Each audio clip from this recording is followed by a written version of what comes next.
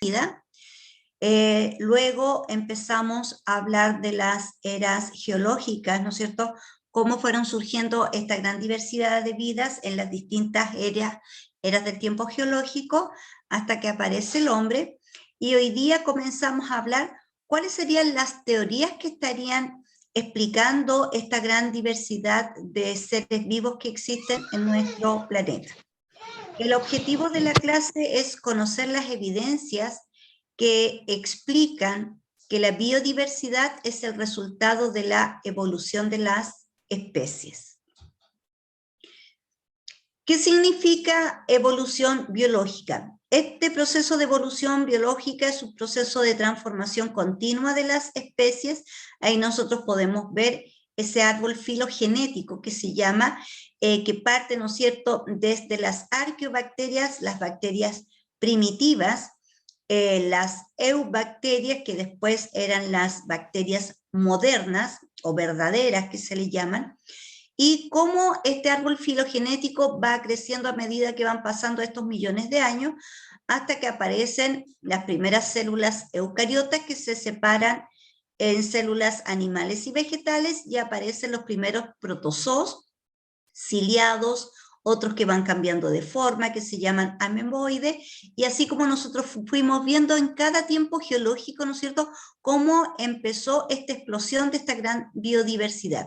Por lo tanto, la evolución explica el proceso de transformación de las distintas especies desde que aparecieron hasta la aparición de nuevas especies que van generación tras generación aceptando una dotación genética, la cual al ir mutando puede generar cambios en esta especie, ¿no es cierto?, que se van heredando.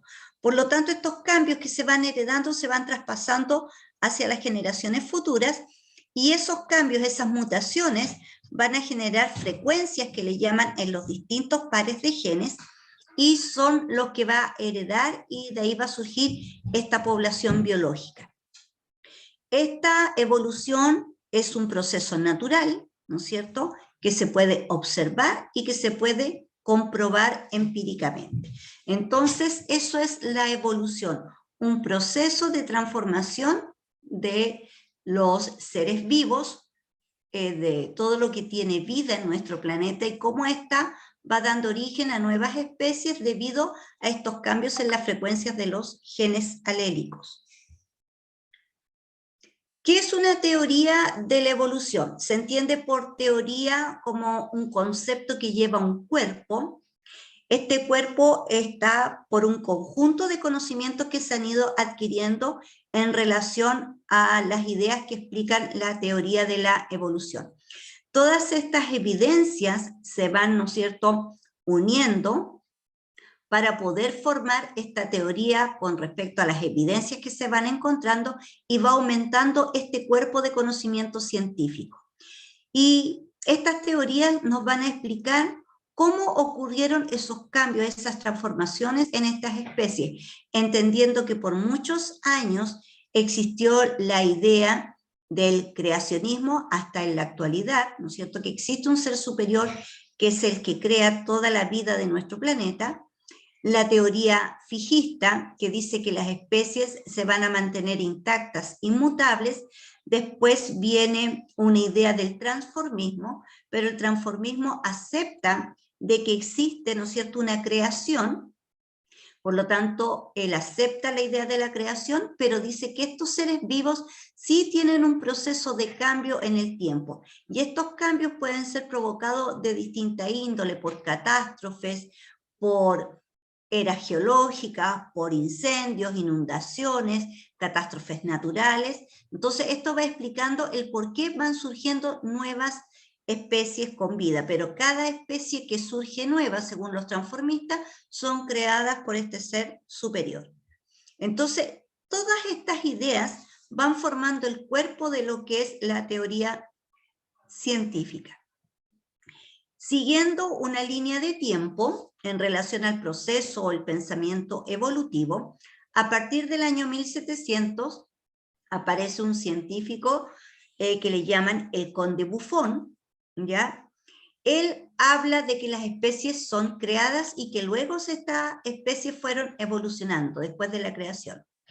Hutton es un geólogo y él habla de que nuestro planeta ha ido sufriendo cambios geológicos de manera gradual, por lo tanto, estos cambios han tenido, ¿no es cierto?, un efecto sobre los seres vivos que han tenido que adaptarse, o los que no se adaptan han tenido, ¿no es cierto?, que desaparecer ya que no se pudieron adaptar.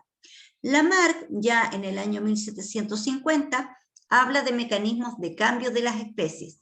Él en un principio es fijista y luego aparecen estas ideas evolucionistas, ¿no es cierto?, de la explicación del surgimiento de estas nuevas especies.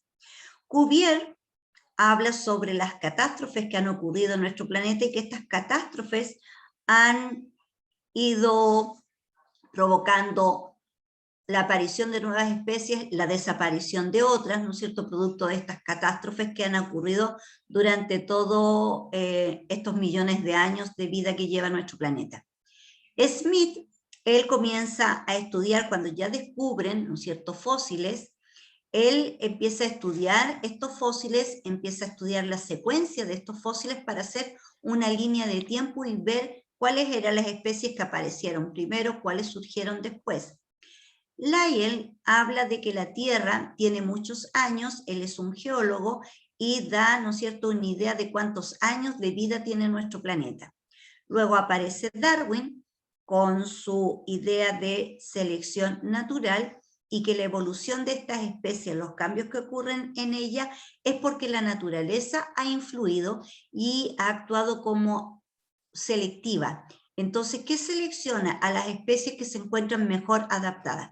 Y estas especies que se encuentran mejor adaptadas tienen una mayor dotación genética, con cambios que se conocen en la actualidad que se llaman mutaciones, pero mutaciones que son favorables para la especie, y de esa manera se van heredando estas mutaciones, y estas, que son las mejores adaptadas, dotan con una buena información genética a la nueva descendencia. Y por último, Wallace, que es contemporáneo de Darwin, hacen sus investigaciones en las mismas fechas, épocas, incluso Wallace mandó un escrito a Darwin para comentar sus hallazgos, ambos llegan a la misma idea de selección natural.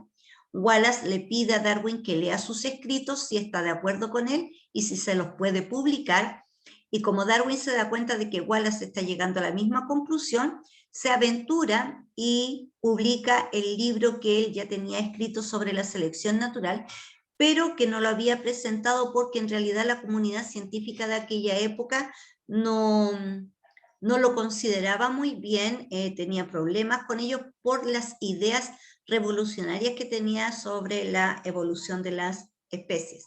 Entonces no era aceptado ni en la comunidad científica ni tampoco en la comunidad religiosa.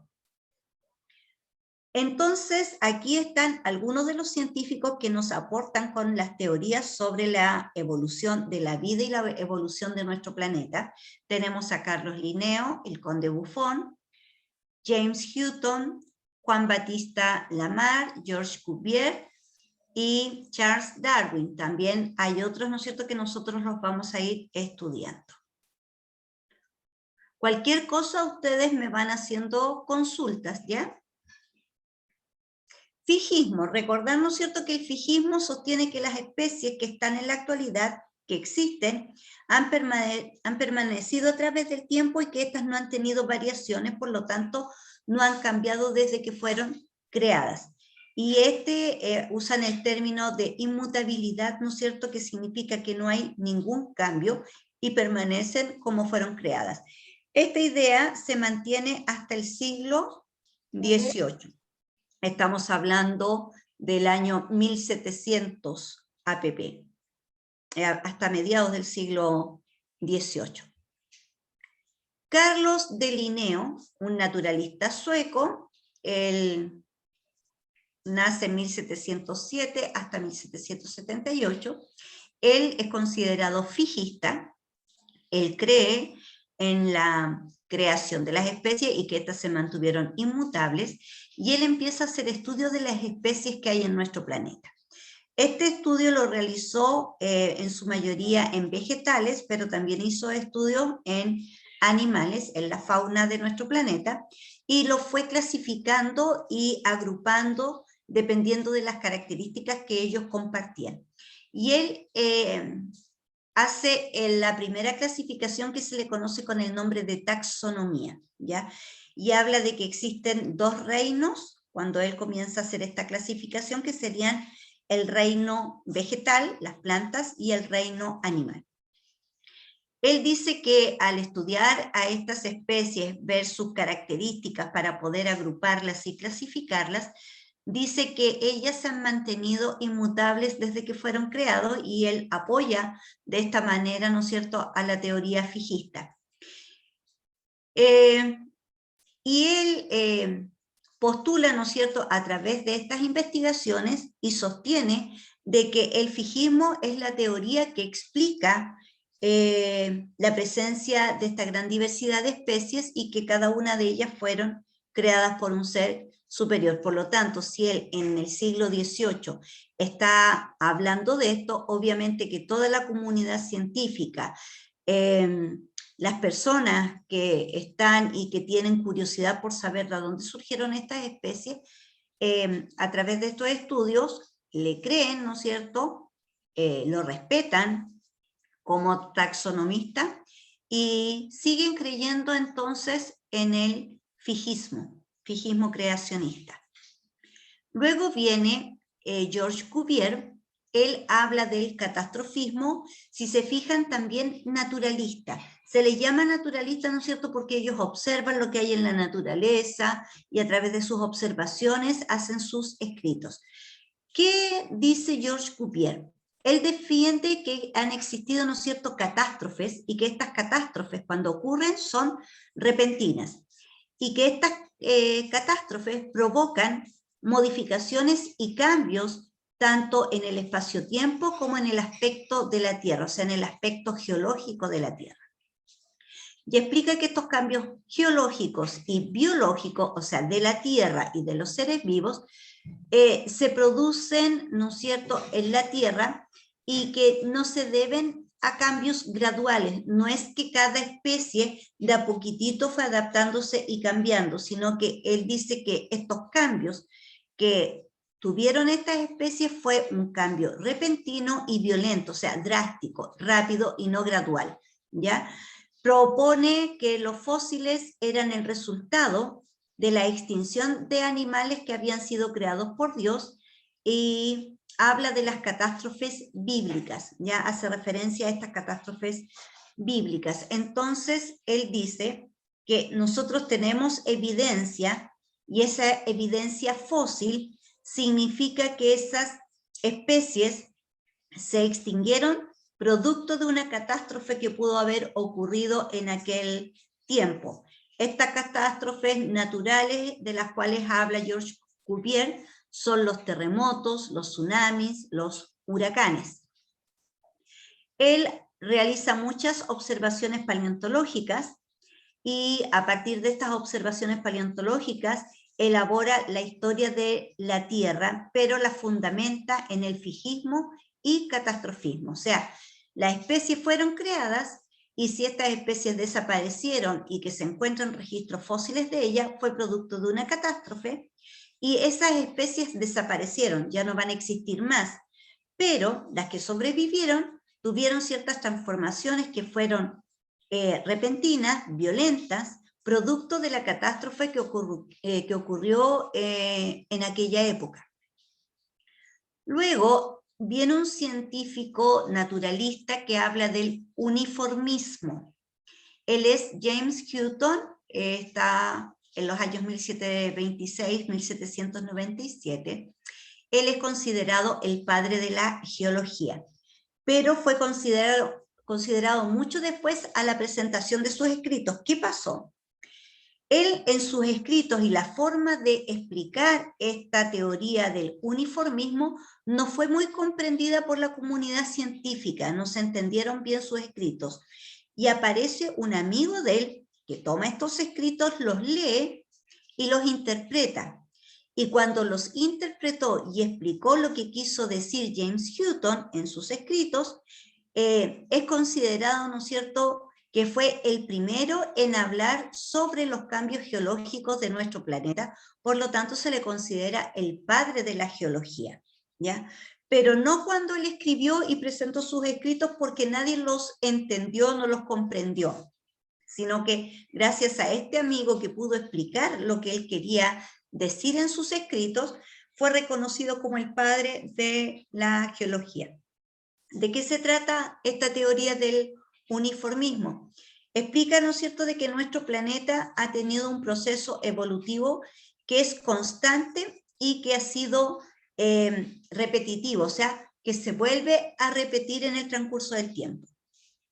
Esta teoría sostiene, ¿no es cierto?, los procesos naturales que ocurren en nuestro planeta han sido uniformes, o sea, ocurren, tienen un proceso, son constantes y se vuelven a repetir. O sea, podríamos hablar de ciclos, que cada cierto ciclo, digamos que cada 5 años, van a haber terremotos.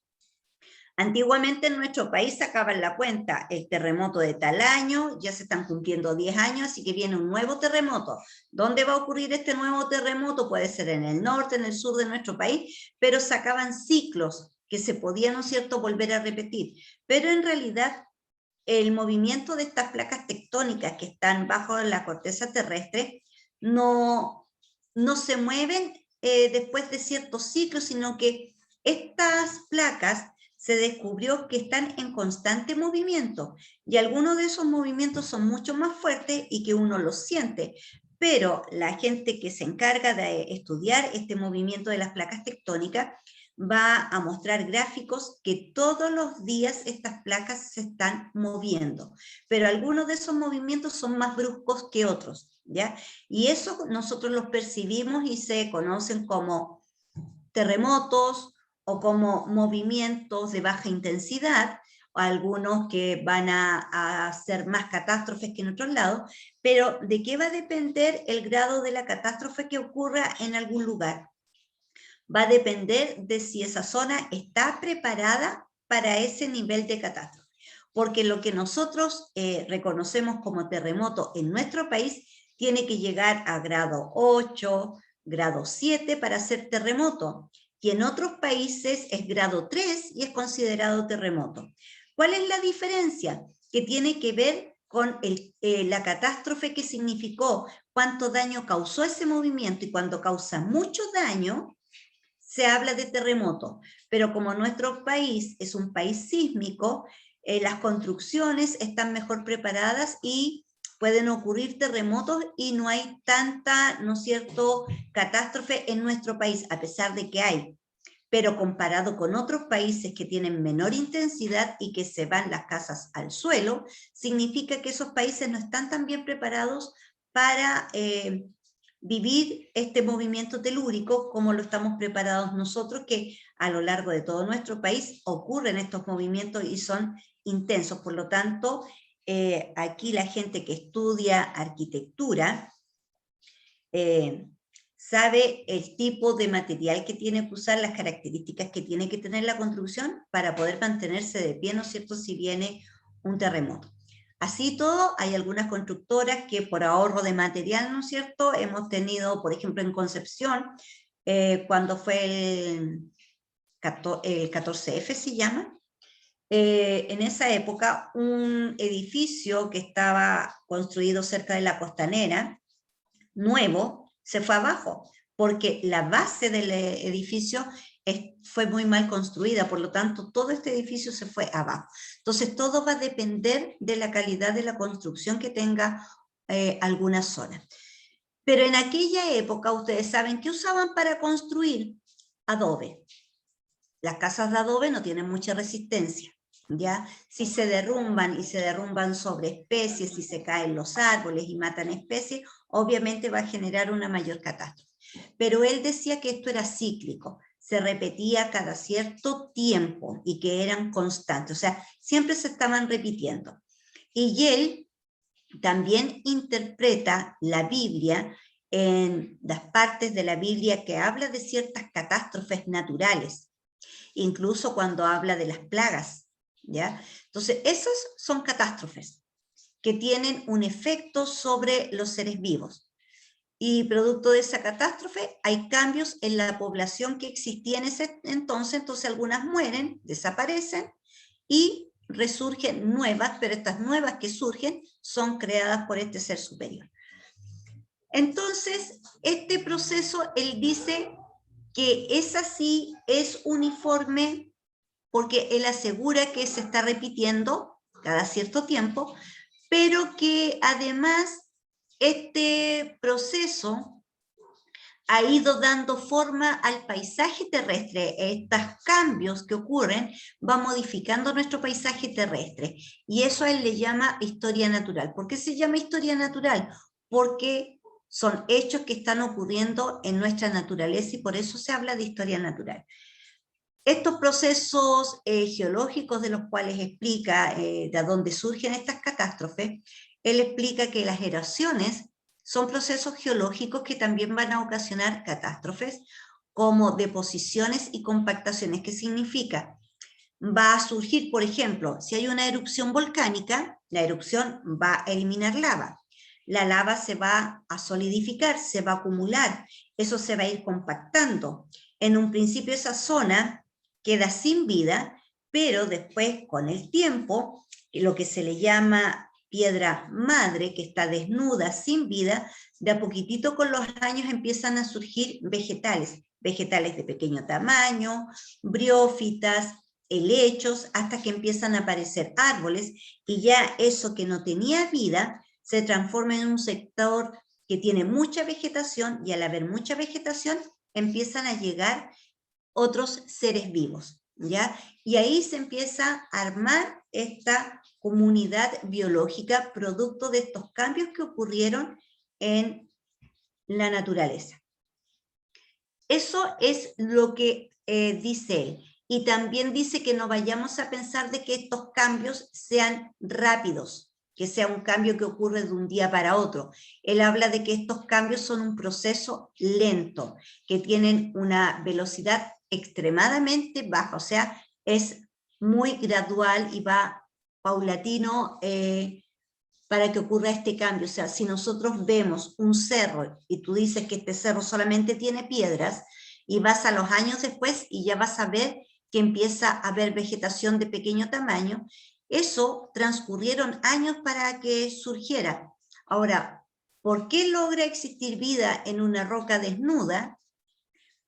Con el viento se va acumulando tierra en los pliegues que tenga esta roca, en las fisuras, se va acumulando, cae agua, hay humedad, caen semillas que van eliminando los insectos cuando van de un lado para otro y dejan caer estas semillas encuentran las condiciones óptimas para brotar y comienza la vida en esta roca que tenía años ya desnuda y sin vida. Y esos son los cambios naturales que ocurren y que van cambiando nuestro paisaje y lo van modelando. Mutaciones. Las mutaciones las explica James Hutton. Él también, naturalista escocés, habla de estas mutaciones. Dice que las mutaciones ocurren en los genes de los cromosomas de un ser vivo y que estas mutaciones se van a transmitir a los descendientes. Estas mutaciones son azarosas, ¿ya? Por ejemplo, él habla de la bacteria y la resistencia que tienen estas bacterias patógenas al tratamiento del antibiótico o a la penicilina. ¿Qué ocurre? Cuando estos seres vivos se ven en presencia, ¿no es cierto?, de una sustancia química que los va a atacar para desaparecer, van a sobrevivir las bacterias que van a quedar mejor adaptadas. Y estas bacterias van generando un cambio en su material genético. Este cambio se lo dan a otra bacteria que no lo tiene, porque las bacterias tienen dos procesos. Uno que se llama reproducción asexual, significa que la bacteria se divide en dos, por lo tanto de una surgen dos. Este proceso ocurre cada 20 minutos a 30 minutos, pero hay otro proceso que ellas se van compartiendo material genético. Tengo una bacteria madre, una bacteria hija que tienen un tipo de material genético. Viene otra y le inyecta el material genético que ella tiene y que las anteriores no la tenían. Al inyectarse este material genético, se combina. Y al combinarse ya está ocurriendo una mutación del material genético y va a hacer de que estas bacterias empiecen a ser más, más fuertes, resistentes y logren sobrevivir frente a este tratamiento, ¿ya? De antibióticos o en aquella época penicilina. En la actualidad se descubrió de que estas bacterias, porque se empezó a estudiar de que por qué se estaban volviendo tan resistentes, qué estaba ocurriendo. Y en laboratorios se empezaron a estudiar y se vio el proceso de reproducción, por eso se sabe que es cada 20 a 30 minutos y que es por bipartición, pero que además ellas tienen un tipo de material genético y hay otras que tienen un material genético extra. Ese material genético extra no todas la tienen. Y ese material genético extra es el que ha ido acumulando información genética para la resistencia y cada vez las bacterias se están volviendo mucho más resistentes a los tratamientos. Entonces, si antes tú tomabas un tipo de antibiótico, podías destruir a las bacterias y te mejorabas. Ahora, ese tratamiento antibiótico ya no sirve y hay que tomar otro por más días o más fuerte. Y hay algunos que son tan fuertes los antibióticos que tú lo tienes que tomar una vez a la semana, de lo fuertes que son. Y si son muy fuertes te pueden destruir tu flora bacteriana, por lo tanto, con una vez a la semana va a ser suficiente. Pero significa que tiene una dosis alta para poder destruir a este tipo de bacterias patógenas. Y luego, con el tiempo, estas bacterias, hay algunas que van a sobrevivir, se van a hacer más resistentes y esas van a heredar su material genético a las nuevas generaciones de bacterias y así vamos teniendo bacterias, ¿no es cierto?, con cambios en su material genético y más resistente. Pero esto no solamente ocurre a nivel bacteria, también ocurre a nivel de otros seres vivos y también ocurre en los seres humanos. Si nosotros nos exponemos a radiación, vamos a tener una mutación genética. Si hay una mutación genética que sea favorable, se va a mantener y se va a entregar a nuestros descendientes. Pero si es una mutación genética completamente desfavorable, esa que va a hacer que la especie desaparezca y que no se siga, ¿no es cierto?, reproduciendo. Cuando son mutaciones desfavorables. Solo se mantienen en este pool genético todas aquellas mutaciones que son netamente favorables para la descendencia y para la adaptación de estos seres vivos y que sean mucho más resistentes a diferentes cambios, ¿ya? Entonces, él lo explica con las bacterias, pero los genetistas de la actualidad, los biólogos moleculares, se han dado cuenta, ¿no es cierto?, de la cantidad de mutaciones que han existido a través del tiempo al hacer los estudios de genes de distintas especies. Creacionismo. El creacionismo es un postulado religioso. Nosotros creemos en la existencia de este ser superior que tiene esta capacidad de crear vida. Y que estas sustancias orgánicas solo se van a sintetizar a partir de seres vivos. Significa que no van a surgir sustancias orgánicas como lo trata de explicar Stanley Miller a través de la reacción de ciertos compuestos inorgánicos que se van a transformar en orgánicos. Acá el postulado de la teoría de la creación dice que los únicos capaces de generar sustancias orgánicas y de producirlas o sintetizarlas son solo los seres vivos. Y a lo mejor por esa razón el experimento de Stanley Miller no surgió más allá de tener moléculas que se llaman proteínas o aminoácidos. Después surge una nueva teoría que se llama transformismo. El transformismo acepta la idea de la creación, pero dice que estas especies, ya ahí nos muestra cómo evolucionó el caballo, que era antes de menor tamaño y que en el transcurso del tiempo fue transformándose hasta el caballo que hoy nosotros conocemos, ¿ya? Pero este caballo más pequeño fue creado por Dios y que después, por efecto de la naturaleza, de las catástrofes, como dicen otros, estas especies se tuvieron que ir adaptando y se fueron transformando y fueron sobreviviendo, y así como dice el postulado de mutaciones genéticas, todos estos cambios a nivel de material genético se fueron heredando. Eso dice el transformismo, o sea, acepta la creación y dice que estas especies creadas se transforman en el tiempo. Pero, ¿cómo explica la extinción? Él dice que algunas de estas transformaciones fracasaron, no surgieron, no tuvieron descendencia, y al no tener descendencia la especie se extingue. Y ahora viene lo que se llama evolucionismo.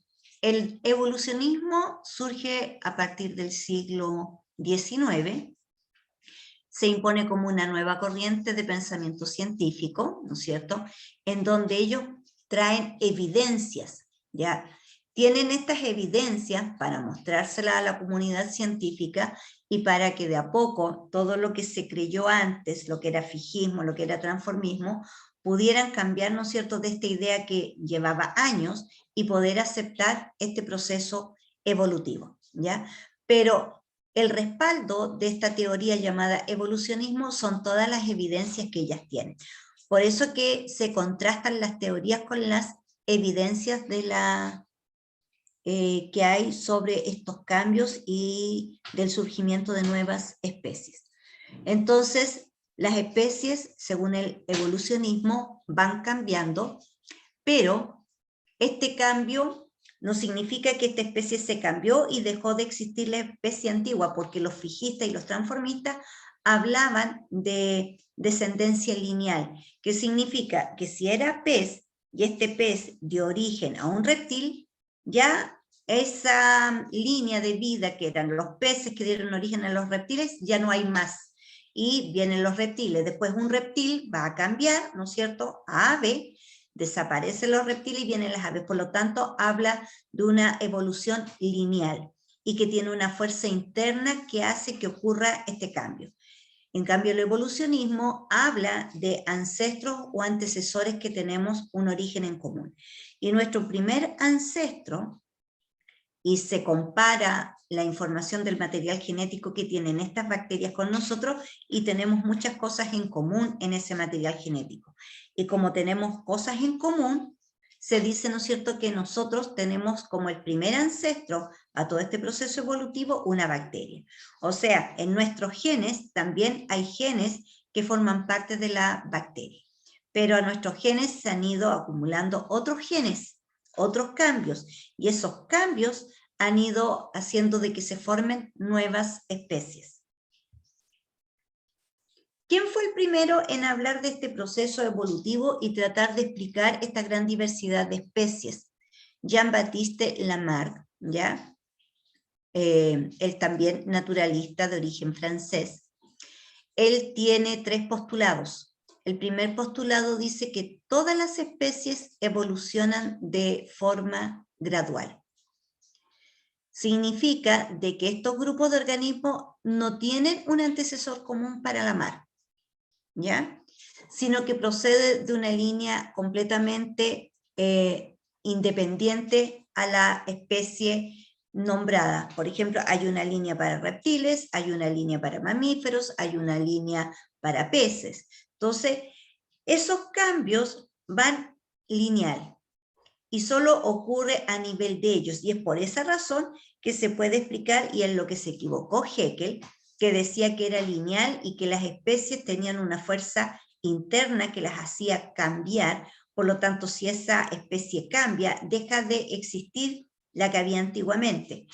Lamarck dice, cada especie tiene una línea evolutiva, y de esa razón se explica de que no hayan desaparecido las otras especies, porque si vamos en el proceso evolutivo, las especies que se formaron primero ya no deberían existir, pero en la actualidad existen. Por lo tanto, él dice, estas líneas son independientes. Y aquí uno puede hablar de uno de los fallos en las teorías de Lamarck, y este sería uno de sus primeros fallos. Es cierto que hay una evolución gradual, y en eso él lo dice de manera acertada. En lo que se equivoca en decir de que esta evolución es lineal. ¿ya? Por lo tanto, aquí tiene un fallo su primer postulado.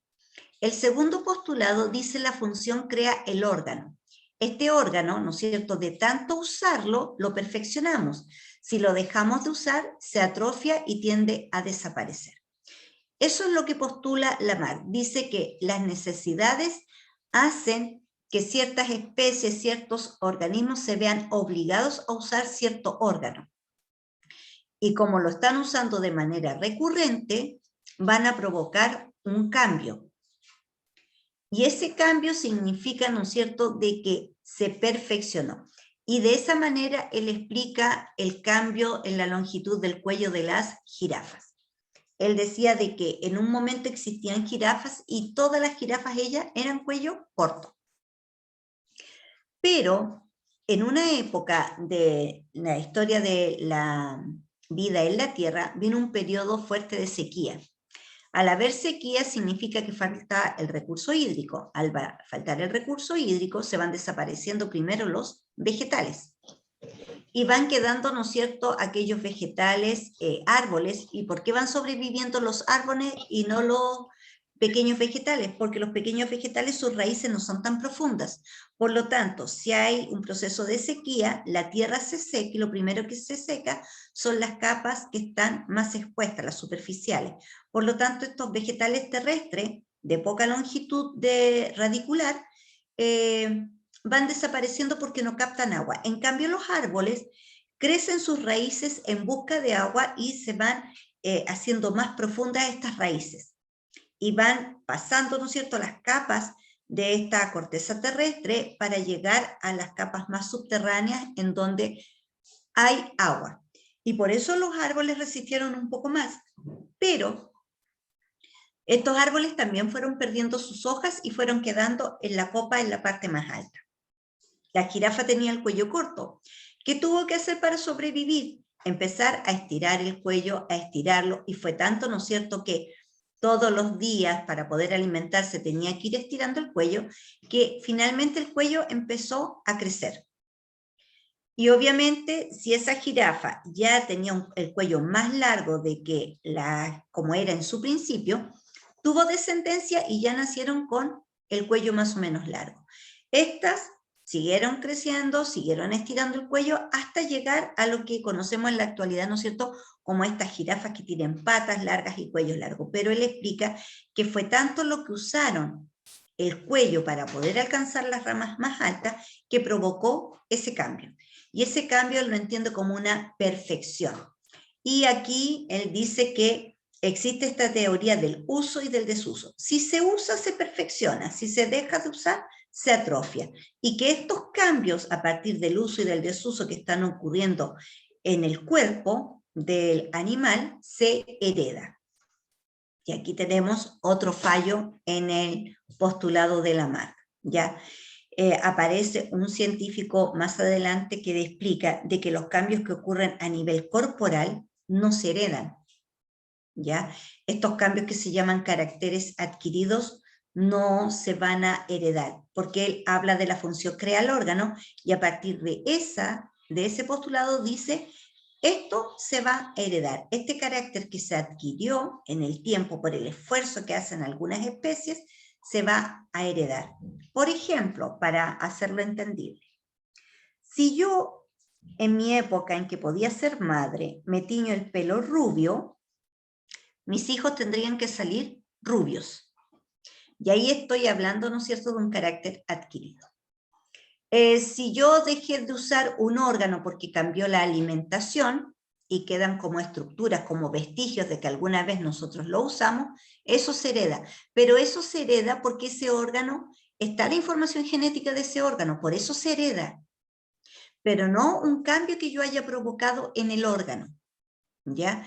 Los físico-culturistas practican el fisicoculturismo, desarrollan su musculatura, pero no por el hecho de haber desarrollado su musculatura, sus hijos van a nacer musculosos. O por ejemplo, hay una tribu en África que se van poniendo aros o argollas en el cuello, estos aros como redonditos, o se ponen, que también surgió un tiempo de que mucha gente no sé cómo se llaman, porque para esas cosas no recuerdo mucho, que empezaron a hacerse expansión en la oreja, en el lóbulo de la oreja, y cada vez la oreja iba más grande, ¿ya? Iba a un tremendo orificio. Pero ustedes me podrían explicar si esa persona tuvo hijos, nacieron hijos con el lóbulo más grande y con el orificio ya más grande en su oreja.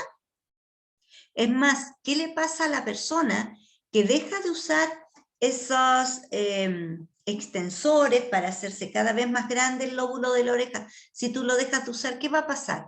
¿Te queda el tremendo orificio? No se regenera después. Es como que eso se va, ¿no es cierto?, otra vez achicando, y obviamente no llegas al tamaño original porque ya provocaste una deformación, pero no por eso tus hijos lo van a heredar.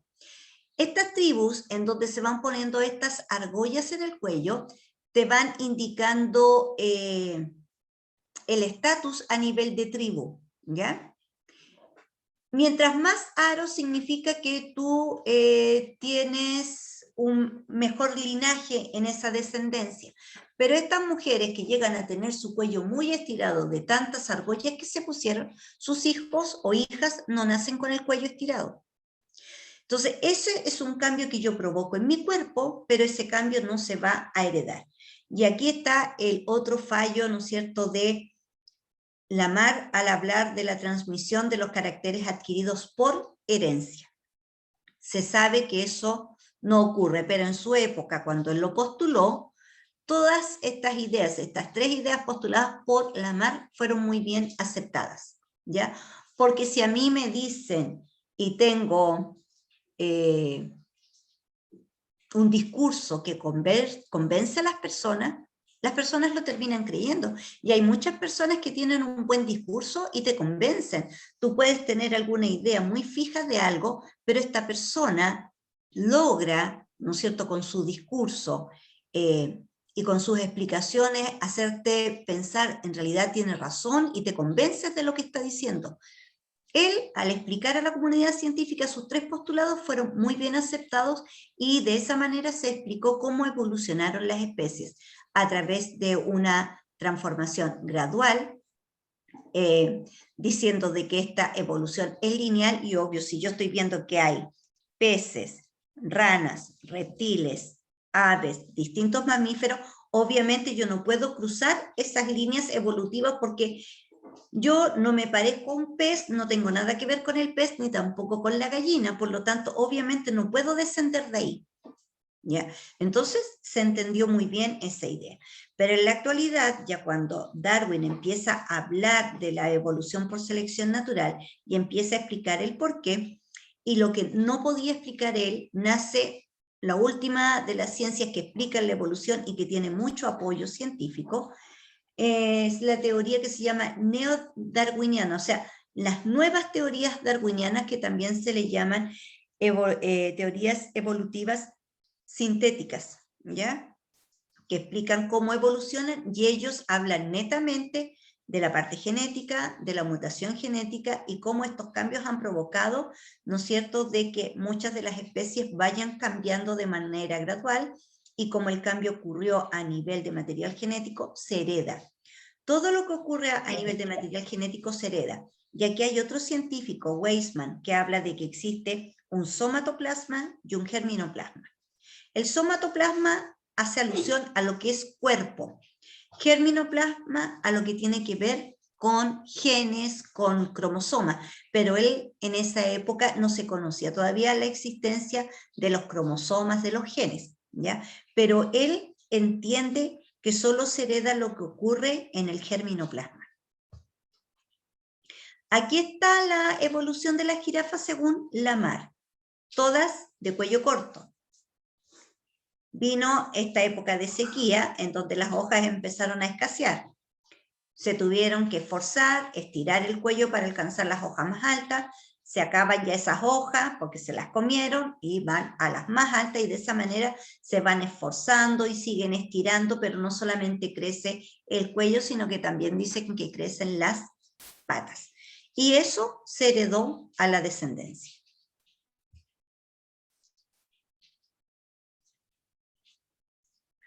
Vamos a dejar aquí a los postulados de Charles Darwin para explicarlos el día de mañana. ¿Qué tenemos? Distintas ideas de cómo surgen estas especies. Ideas fijistas creacionistas, en la actualidad. Esa es la diferencia que tiene con otras pruebas. Por lo tanto, primero se habla de creacionismo, viene el fijismo creacionista que dice que sí, todos fueron creados por Dios y se mantienen inmutables hasta el día de hoy, no cambian en nada. A pesar de los distintos eventos que puedan ocurrir, que puedan provocar cambios en las especies, estas no cambian. Y otros, ¿cómo explican este proceso de cambio? Con catástrofes, con cambios que hubo en nuestro planeta, ¿no es cierto? Distintas catástrofes a lo largo de la vida de nuestro planeta Tierra. Entonces estas catástrofes van a hacer de que algunas especies desaparezcan, que otras especies surjan, nuevas especies, pero estas nuevas especies no surgieron porque a partir de esta catástrofe tuvieron cambios en su estructura, modificaciones que se fueron acumulando, graduando y para generar otra especie, sino que ellos dicen, desaparecen, se extinguen por el proceso de catastrofismo, pero Dios vuelve a crear nuevas especies. Y por eso que el catastrofismo también se apoya en el fijismo. Y el transformismo, que nos habla de procesos de cambio, que yo creo que a partir del transformismo viene y surge después la idea de la evolución, porque el transformismo acepta que hay cambios, modificaciones en las especies, pero dice que estas modificaciones ocurrieron en aquellas especies que fueron creadas por Dios.